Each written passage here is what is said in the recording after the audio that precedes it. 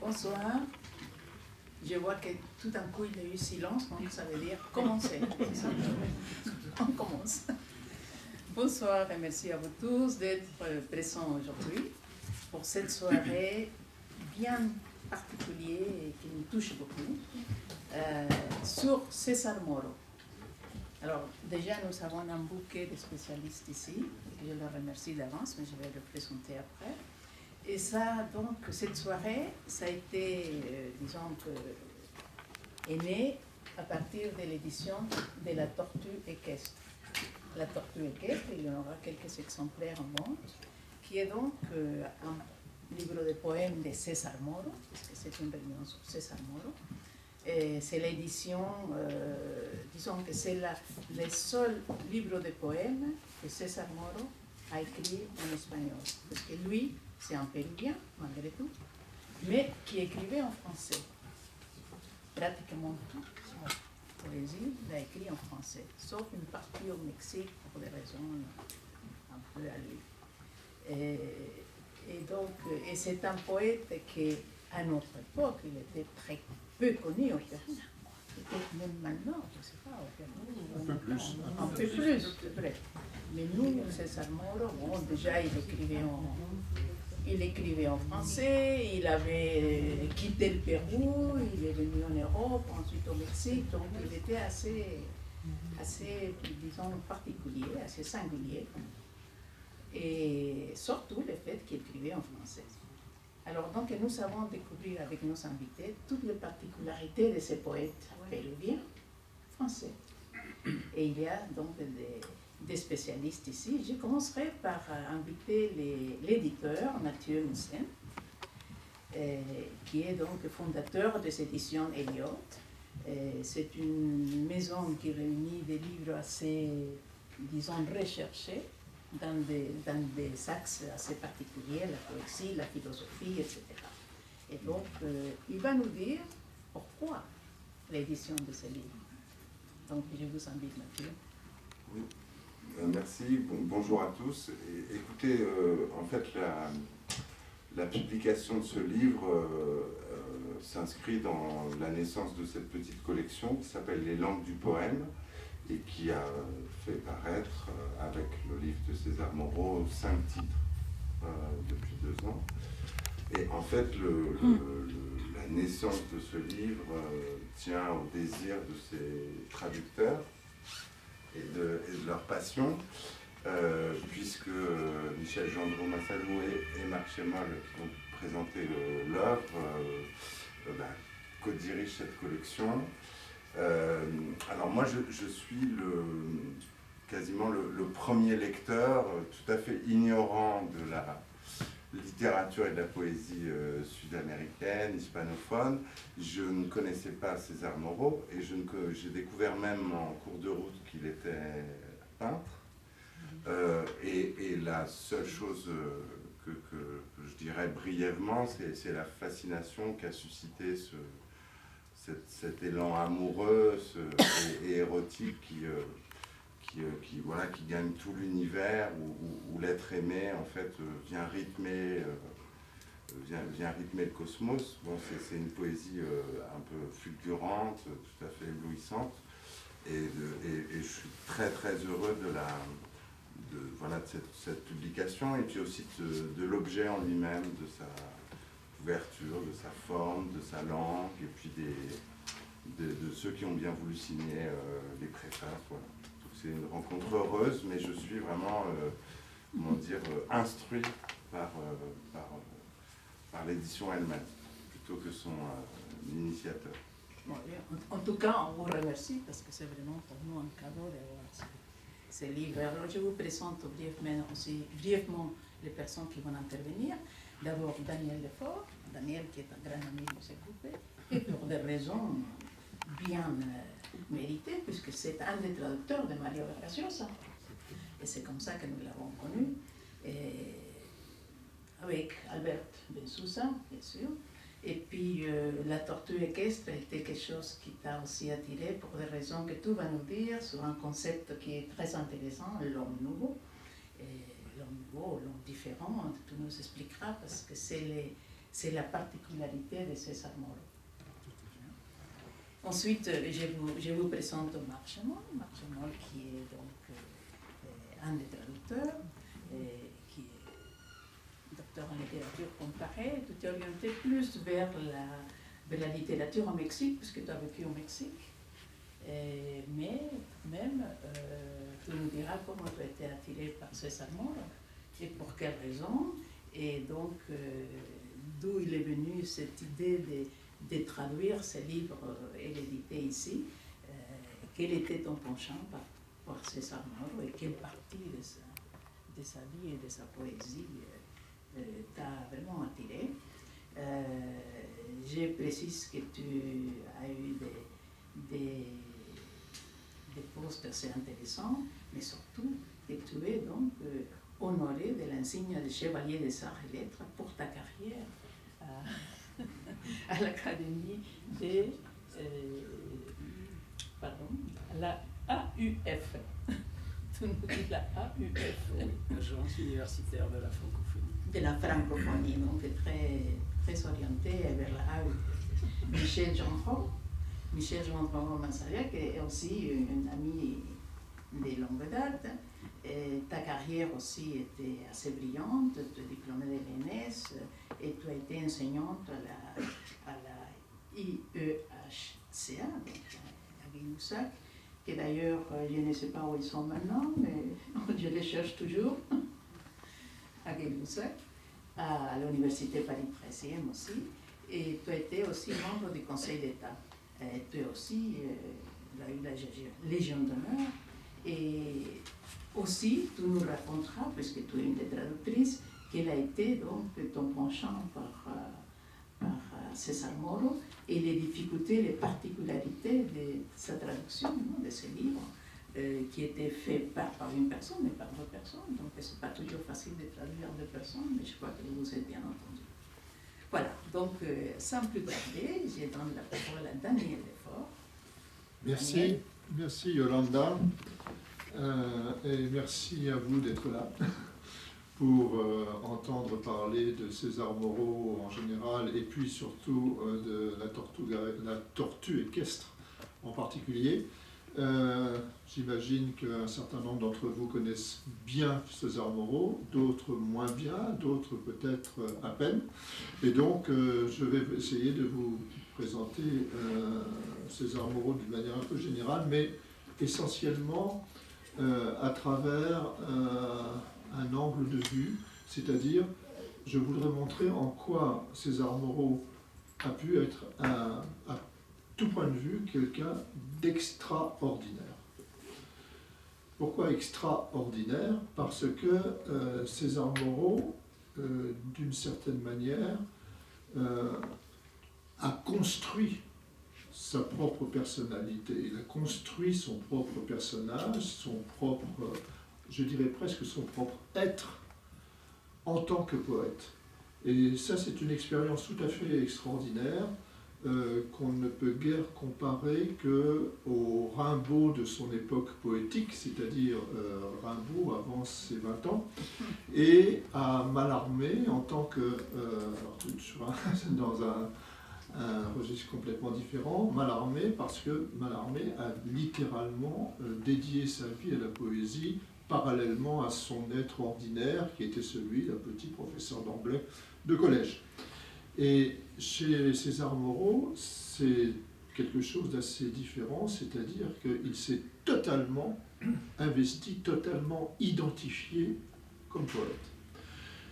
D'une certaine manière, il a essayé de poursuivre une utopie, mais une utopie non pas une utopie collective, une utopie totalement personnelle, une sorte d'utopie de soi. Alors, c'est pourquoi je dirais que chez César Moro, il y a une sorte d'entreprise poétique, non pas une expérience poétique, ce qui est encore quelque chose d'autre, mais une véritable entreprise où il s'est engagé, mais il s'est engagé très très tôt, dès ses années de formation. Et cette entreprise a commencé d'abord par une série de renoncements, une série de, je dirais presque, de rejets. Il a rejeté son origine, il a rejeté son nom, il a rejeté son pays, il a rejeté sa famille, et il a rejeté, ce qui est encore, je dirais presque plus fort, sa langue. Alors ça s'est passé d'une manière assez étonnante, parce que dans sa prime jeunesse, donc il a essayé déjà de se construire comme un homme nouveau par ce processus dont je viens de parler. Et il était au départ un fils dans une famille de 5 frères et sœurs, d'une famille nombreuse donc, de la petite bourgeoisie locale de Lima. Son père était un médecin d'ailleurs qui se consacrait principalement aux pauvres, ce qui fait qu'il n'a pas laissé grand-chose lorsqu'il a disparu. Et ce statut de fils de la bourgeoisie liménienne, de la petite bourgeoisie liménienne, comme on l'imagine à la fois conformiste et socialement et catholique de religion. Il a commencé d'abord par se rebeller à la fois contre sa famille et contre la religion. Il écrit dans son journal, un texte de 1936, « La seule chambre de la maison où j'ai vécu qui a pour moi une signification, qui vit, c'est la toute dernière, celle dont on a fait un débarras. Je hais les autres où se trouve l'image du Sacré-Cœur. » Donc il y a cette espèce de rejet violent. D'ailleurs, il exprime dans un autre poème la haine qu'il a du dimanche, qui est le jour de la messe, et le jour de la réunion familiale, par excellence. Donc son non-conformisme le fait d'ailleurs exclure du collège jésuite où il avait été, où il faisait ses études, et qu'il a détesté, en dehors d'une chose qui a été tout à fait importante pour la suite, en dehors de l'apprentissage du français. Le français était la langue qui s'enseignait à l'époque comme langue étrangère. Et ça sera évidemment une des suites décisives dans sa vie. Et quand il quitte le Pérou, en 1925, il exprime toute la complexité de ses relations familiales par un sentiment général de souffrance. Un sentiment de souffrance aussi bien à cause de l'amour exclusif que lui portait sa mère, que la haine qu'il avait lui-même envers ses frères. Envers ses frères, une haine dont il exclura par la suite un de ses frères, Carlos Quispe-Sassin, qui est devenu un peintre important. Et donc, progressivement, il va manifester cette espèce d'éloignement. Et avant de quitter Lima en 1925, il va déjà éprouver une autre différence importante qui le marque à ce moment-là, qui est son homosexualité. Donc, être homosexuel dans la petite bourgeoisie liménienne de l'époque, c'était évidemment un acte de différence et surtout un acte de provocation assez important. Et donc la première chose qu'il va faire, si j'ose dire, avant de partir en 1925, de quitter Lima pour aller à Paris, c'est de se choisir un autre nom. Il s'appelle Alfredo Quispe-Sassin, qui est un nom très, j'allais dire, très péruvien. Et il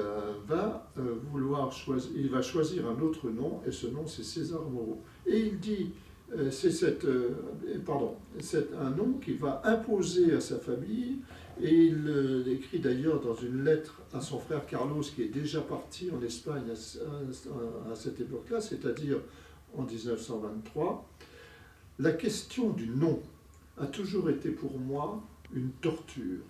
Et bien sûr, j'ai essayé de m'en débarrasser. » Donc, quand j'ai reçu ta lettre il y a 4 ou 5 jours, j'avais déjà pensé, et je voulais t'en parler, j'avais déjà pensé à un nom, César Moreau. Bien sûr, quand tu m'écriras, tu mettras sur l'enveloppe Seigneur Don César Moreau, Monsieur Don César Moreau. À tel point que, plus tard, il réussira à transformer son état civil et à faire oublier officiellement son nom Quispe Sassine pour le remplacer par César Moreau. Donc c'est une recherche tout à fait étonnante, hein. C'est-à-dire que César Moreau, en réalité, n'est pas un pseudonyme. Ça devient son vrai nom. Et donc son nom d'origine, son nom de naissance devient complètement oublié. Donc, avec ce nouveau nom, il part à Paris, donc il quitte son pays, et il le quitte pour mener à Paris la vie d'un jeune artiste pauvre, un jeune artiste pauvre dont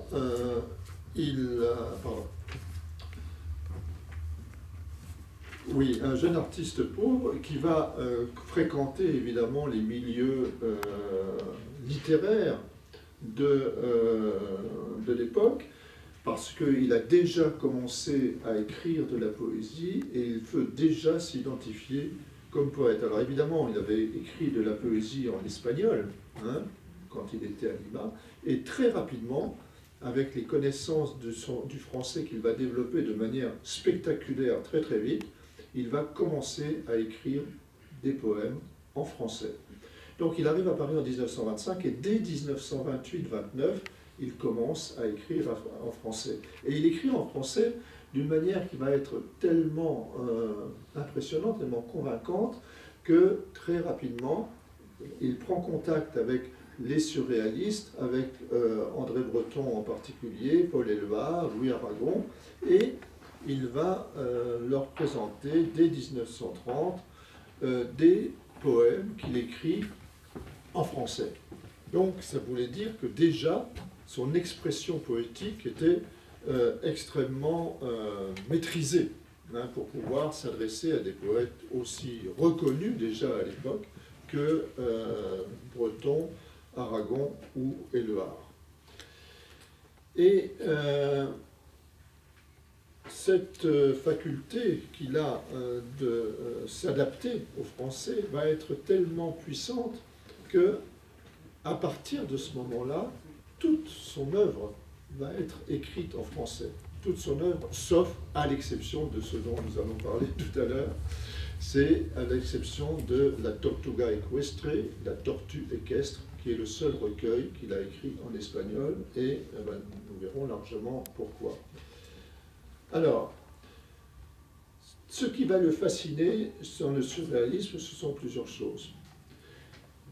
Et des choses qui vont le rapprocher très très fortement, en particulier de Breton, c'est-à-dire à la fois l'idéal poétique surréaliste, qui peut se résumer en 3 mots: l'amour, la poésie, la révolution.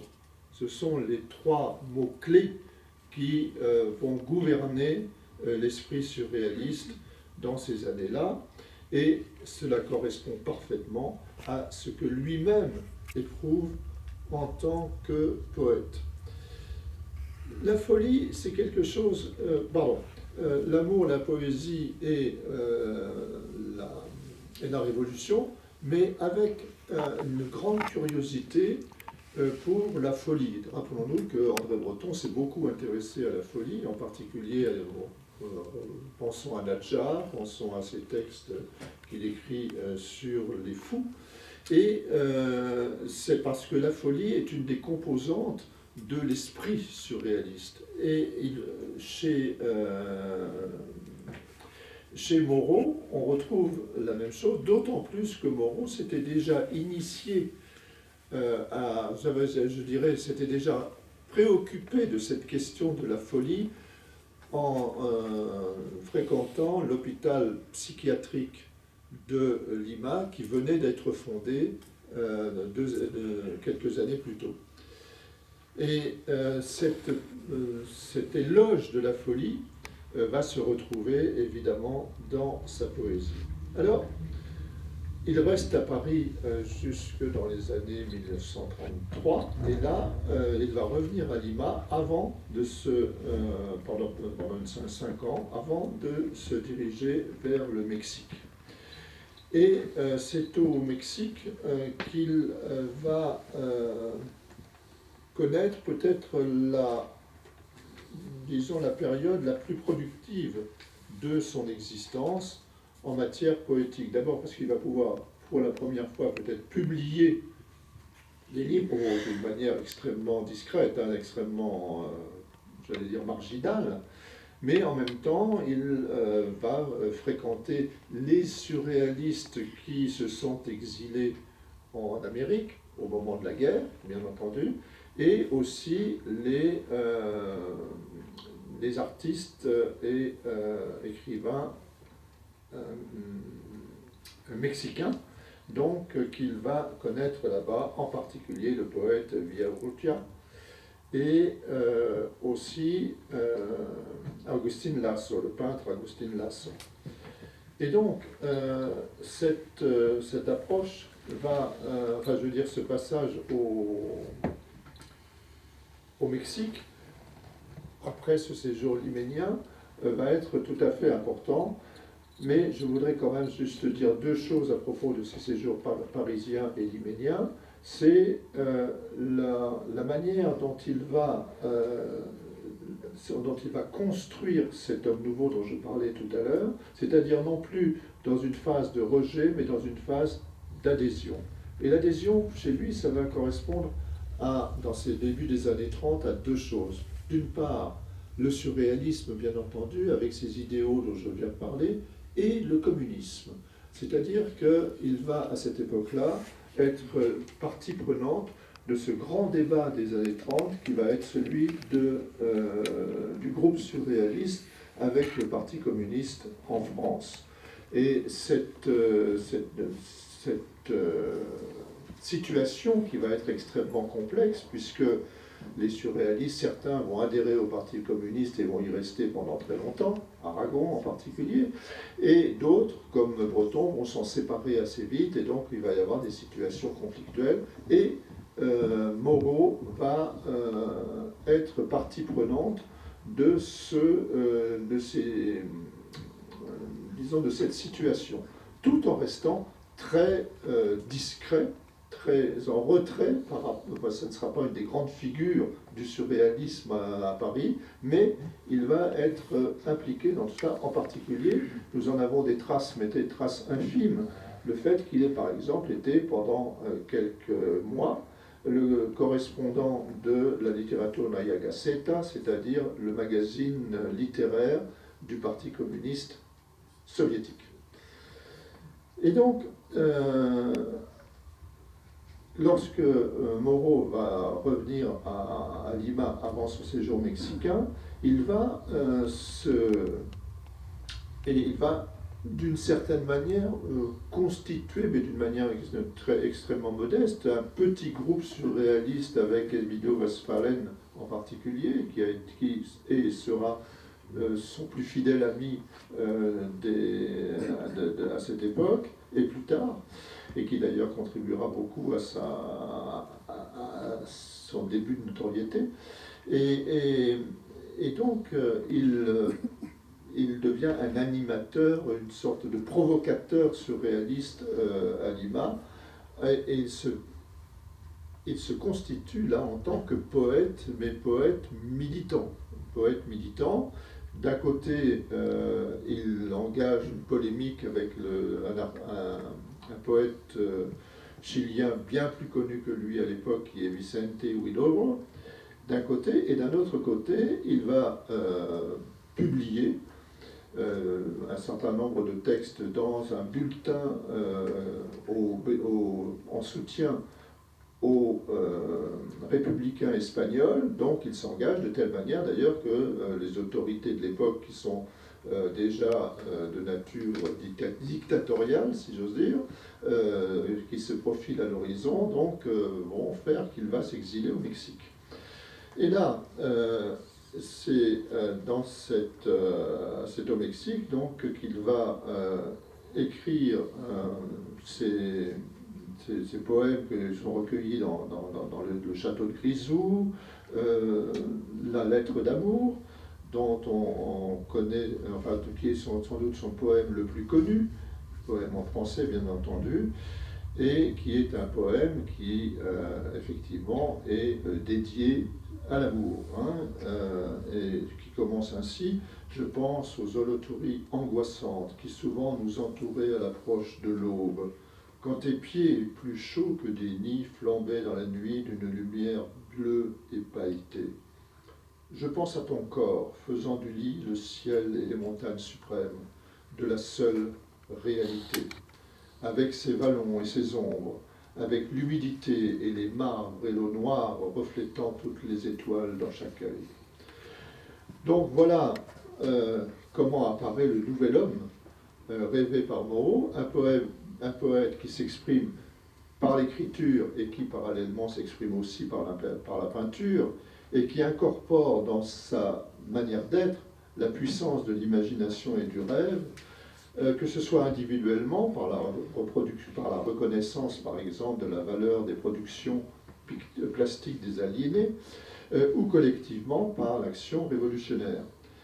Et donc ceci suppose évidemment une haute conscience de soi et une rigueur intellectuelle et morale, sans concession envers la réalité et la société. Et il écrit à ce moment-là cette phrase qui est assez pénétrante: au fond, je suis un mystique sans discipline religieuse. Donc il y a cette dimension spirituelle tout à fait importante qui est, j'allais dire, le sens de son projet. Mais évidemment, dans cette posture singulière, ce n'est pas une situation facile. Et cette position existentielle, avec un petit groupe dans chacun de ses lieux de résidence, que ce soit à Paris avec Breton et Le Var, que ce soit à Lima avec Emilio Westphalen, ou que ce soit au Mexique avec Villaurrutia, Agustinazo et aussi Benjamin Perret, qui à cette époque-là est au Mexique. Donc il est toujours dans un affrontement assez violent et constant avec le monde. Et il est dit à cette époque qu'il faudrait tout détruire jusqu'aux cendres, jusqu'à l'ombre, pour ne plus recommencer, pour faire disparaître cette honte que signifie exister ne fût-ce qu'un instant. Et il y a chez lui, évidemment, à cette époque-là, des tentations suicidaires qu'il surmonte à chaque fois, mais qui expriment surtout la grande solitude qui a été la sienne à cette époque. Donc, au soir de sa vie, il va revenir à Lima. Le soir de sa vie, il a une cinquantaine d'années, pas plus, il mourra à 56 ans. Et c'est à ce moment-là que, disons, il va plus composer avec la vie. Il va oublier ses idées suicidaires, il va se consacrer à la peinture et il va affirmer d'une manière beaucoup plus forte son adhésion à la vie. Il dit maintenant, après avoir pensé au suicide pendant tant d'années, je sais que j'aime la vie pour elle-même, pour l'odeur de la vie. Donc ça veut dire qu'il y a un choix qui se fait chez lui, il choisit la vie par un acte de volonté, il choisit d'une manière un peu dionysiaque d'unir la folie, le chant, l'ivresse et l'exercice de la liberté. Et donc, on pourrait conclure un peu de cette brève mise en perspective de la vie de Moreau, que son utopie existentielle, à la fin, finit par sombrer. Et il devient peut-être ce que Mario Vargas Llosa disait à propos de la plupart des écrivains péruviens, ce sont des gens des adeptes de l'échec. C'est-à-dire, leur projection, c'est celle d'être des poètes maudits. Et justement, pour Vargas Llosa, Moreau représente un petit peu l'extrême. Hein. Il dit le cas extrême du Péruvien exilé. Et exilé aussi bien dans son propre pays que dans ceux où il a séjourné. Mais en même temps, le même Vargas Llosa écrit qui sait si la littérature du Pérou ressuscitera l'autre Moreau, le véritable et magnifique poète qu'elle conduisit au tombeau. Et il y a quelque chose d'assez étonnant justement dans cette question qui est presque une question prémonitoire de se dire quelle sera la manière dont Moreau pourra subsister dans l'avenir. Eh bien justement, on en est là. Hein, c'est-à-dire que l'œuvre de Moreau commence à avoir une véritable situation, une véritable présence au Pérou, et à travers des études, à travers des publications, à travers des colloques, et cette notoriété naissante, grandissante, s'est manifestée par un certain nombre d'événements, aussi bien en Espagne qu'au Pérou ou ailleurs, dans les années 2010-2020, et se manifeste ici aujourd'hui avec cette publication. Je vous remercie. Merci. Merci beaucoup Daniel, merci pour ce parcours de notre grand César Moro. Et je donne la parole à Marc Chemol. Marc Chemol qui est donc un des traducteurs avec Michel. Et tu as fait la postface du livre qui est un magnifique résumé de la vie de l'œuvre de César Moro aussi. Et donc je te laisse la parole pour ce... Merci. Ce livre est une bombe. César Moro l'a voulu ainsi. Lui qui écrivait « Le surréalisme est la mèche qui unit la bombe de dynamite à la flamme pour faire sauter la montagne. Le rendez-vous des orages porteurs de la foudre et de la pluie de feu. La forêt vierge et la myriade d'oiseaux au plumage électrique couvrant le ciel enragé, l'émeraude de Néron. » Telle est donc la définition de la poésie pour César Moro. D'ailleurs, son ami et collaborateur Emilio Adolfo Westphalen, dont on a parlé, ne s'y est pas trompé. En écrivant à propos de la tortue équestre, on reste,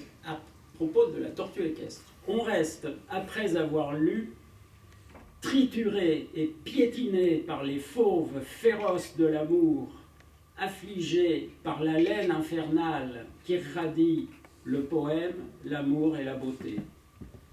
Tels sont les extrêmes requis pour qu'éclate l'éclair qui unira, détruira et régénérera les amants. Telle est donc la définition de l'amour pour César Moro. Le ciel enragé régénérera les amants par la poésie. L'amour, la poésie, vous l'avez dit, évidemment, on pense à Éluard, puisque c'est le titre d'un recueil d'Éluard qui a été publié en 1929, alors que justement César Moro était à Paris. C'est-à-dire, on pense au surréalisme. Alors, au moment d'évoquer les rapports de Moro avec les mouvements artistiques et poétiques de son époque et les écrivains français et mexicains de sa génération, qui est la demande qui m'a été faite, on pense essentiellement, pour les Français, évidemment, au surréalisme comme mouvement artistique et poétique, et aux surréalistes comme écrivains français.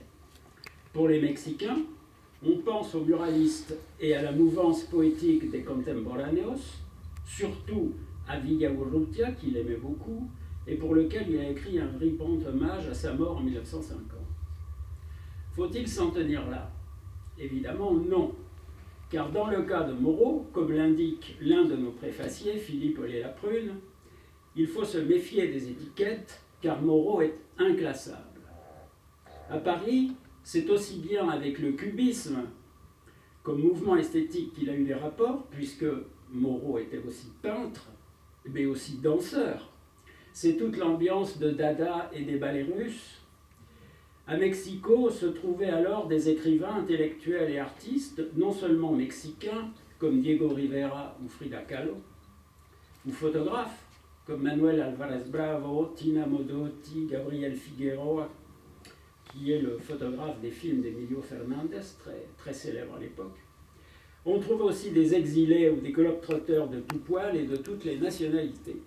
Espagnols comme Remedios Varo ou Luis Buñuel, russo-belges comme Victor Serge, russes comme Trotsky, anglais comme Leonora Carrington ou Malcolm Lowry,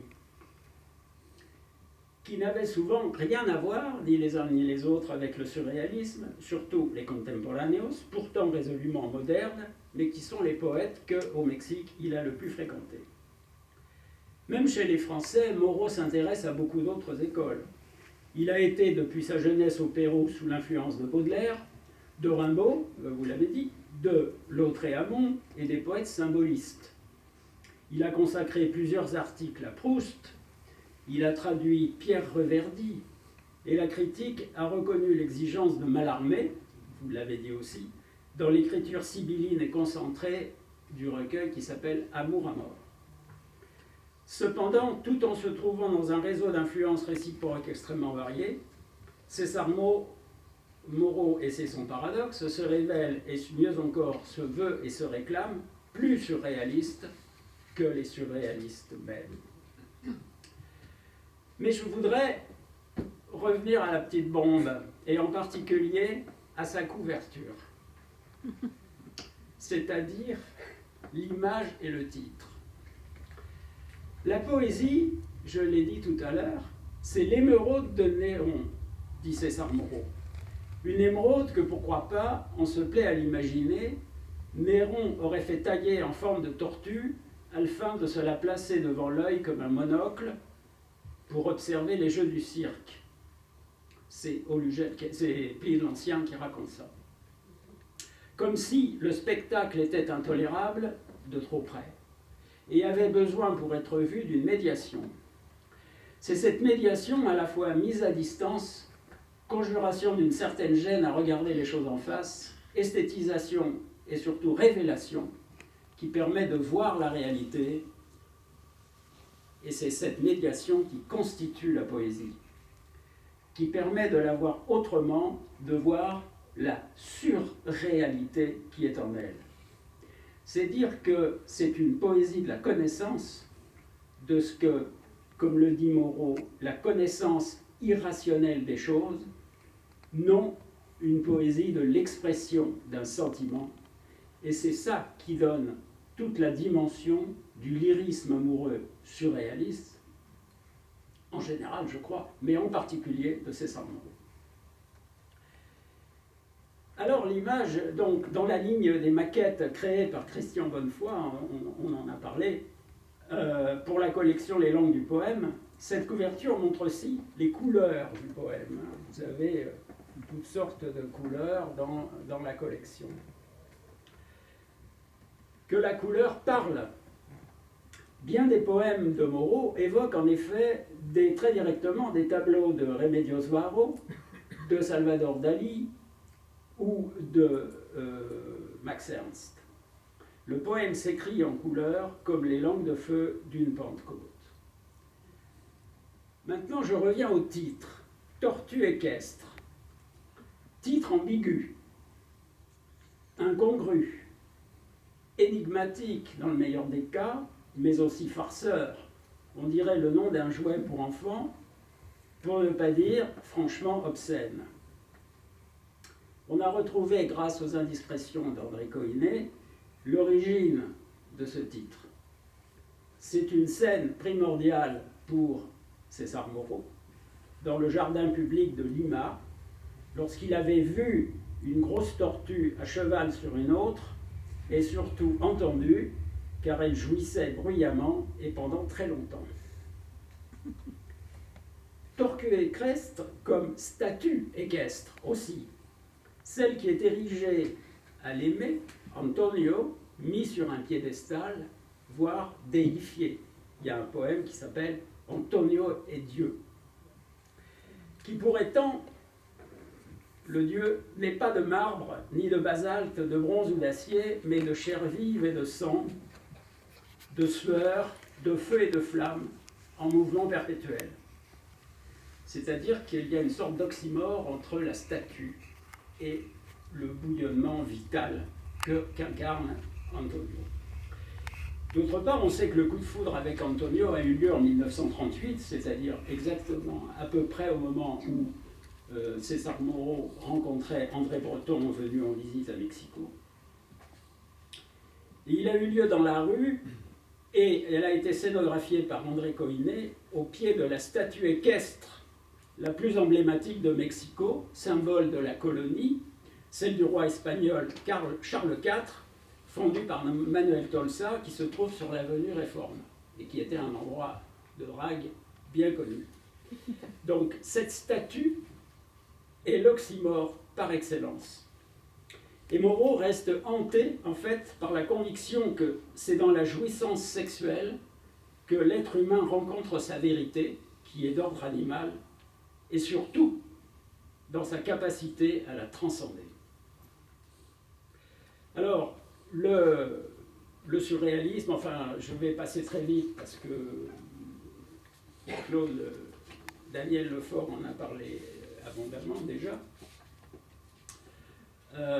Il a donc d'abord connu les surréalistes à Paris, mais c'est surtout quand Breton est venu après à Mexico, où se trouvait Moreau, qu'il a pris part avec André Breton à l'élaboration d'une grande exposition internationale du surréalisme, pour laquelle il a écrit une présentation fulgurante que j'aimerais lire, dont j'aimerais lire un bref extrait parce qu'il me semble très significatif. Cette présentation associe dans une sorte d'analogie le Mexique, le Pérou, les civilisations précolombiennes, le surréalisme et la poésie, c'est-à-dire c'est tout le bouquin. Pour la première fois au Mexique, depuis des siècles, nous assistons à l'embrasement du ciel.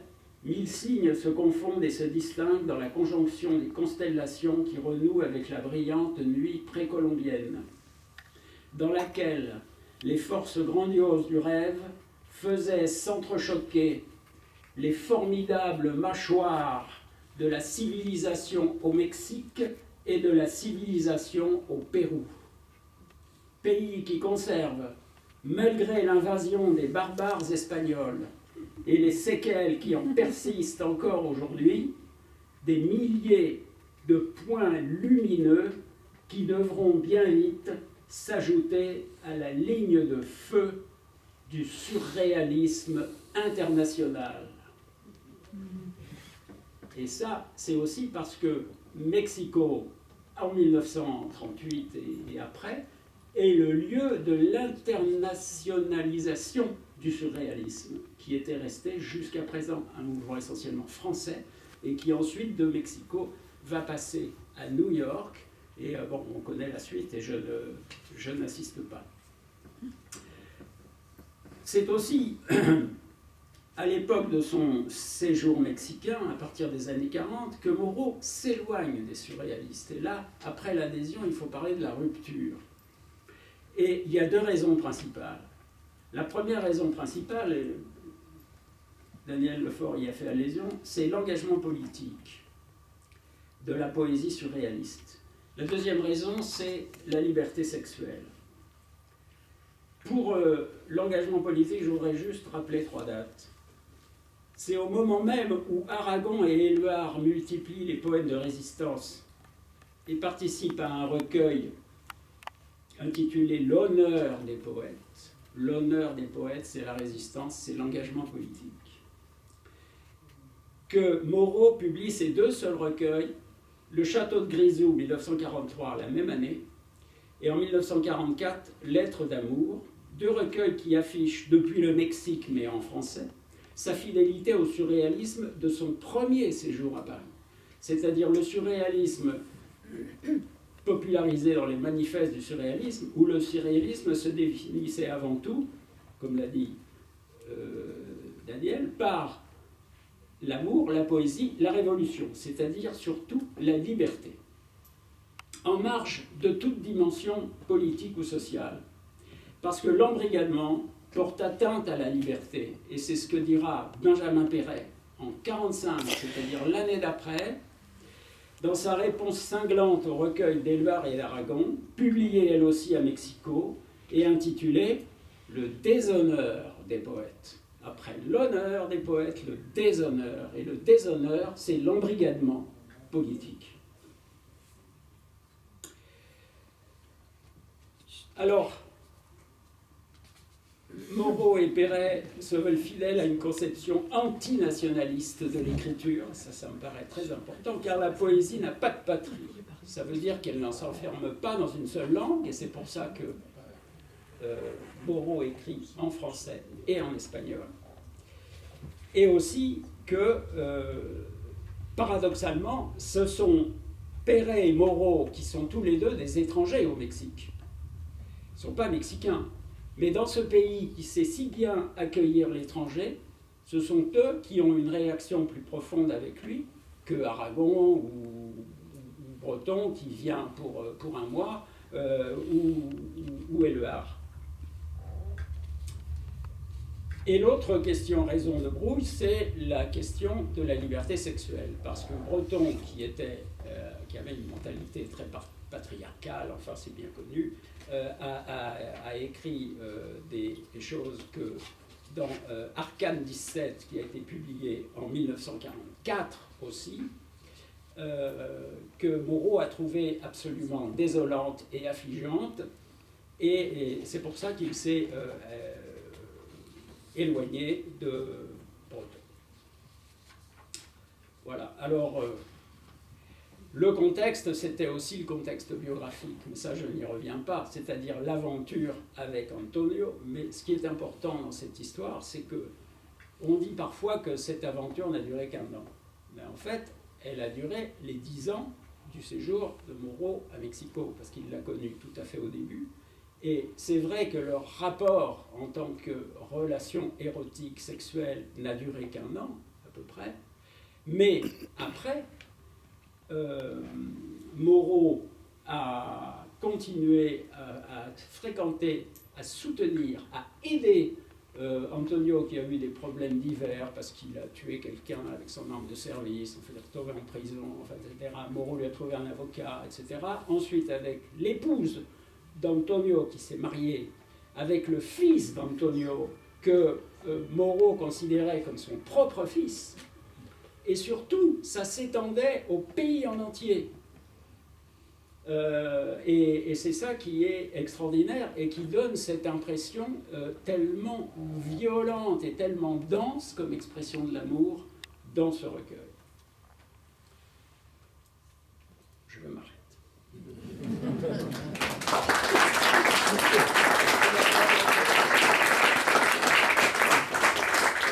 Un grand merci, Marc. Oui, c'est très, très intéressant. Cette étape du Mexique que tu nous as racontée, c'est vraiment un point très important pour la vie et l'œuvre de César Moreau. Eh bien, maintenant, c'est la place pour Michel qui va nous parler les côtés de la traduction, particulièrement celle-ci, et puis peut-être d'autres, et votre travail ensemble pour la traduction. Merci Yolanda, merci à la Maison de l'Amérique latine, et merci à tous ceux qui aujourd'hui, alors que dans leurs occupations et leurs goûts, ils sont peut-être très éloignés d'un sujet aussi explosif et étrange que celui qui nous rassemble, merci à tous ceux qui se sont déplacés pour assister à ce que je crois être un véritable événement. Un événement explosif, en effet. Et qui me paraît d'abord mériter qu'on dise « gloire aux poètes ». Gloire aux poètes, d'hier et d'aujourd'hui. Aimé Césaire dit que le poète est cet être très vieux et très neuf, très complexe et très simple, qui, aux confins du rêve et du réel, du jour et de la nuit, entre absence et présence, cherche et reçoit, dans le déclenchement soudain de cataclysmes intérieurs, le mot de passe de la connivence et de la puissance. Oh, abandonné, désespéré, mais ébloui, et qui transforme sa vie par l'amour. Plus surréaliste que les surréalistes, c'est le poète, par excellence. Il y a dans la salle des poètes. Gloire aux poètes et gloire aux traducteurs. Métier et art. Métier, on peut en faire d'autres en même temps, mais métier excitant et très difficile, qui engendre lui aussi parfois le doute, la dépression, l'échec, et aussi le bonheur fugace, et dont la récompense ne peut être que cet enthousiasme d'un lecteur transporté, plus largement ouvert à ce qu'il ne connaît pas, plus libre, parce qu'il découvre dans sa langue ce qu'une autre disait autrement. Cette langue incandescente de Moreau. Alors les critiques sérieux expliquent tout ce qu'il faut pour traduire. Le faisceau de paramètres syntaxiques, lexicologiques, sémantiques, sonores, prosodiques, typographiques, psychanalytiques, qui, aux yeux du lecteur, donnent au poème son originalité et sa séduction.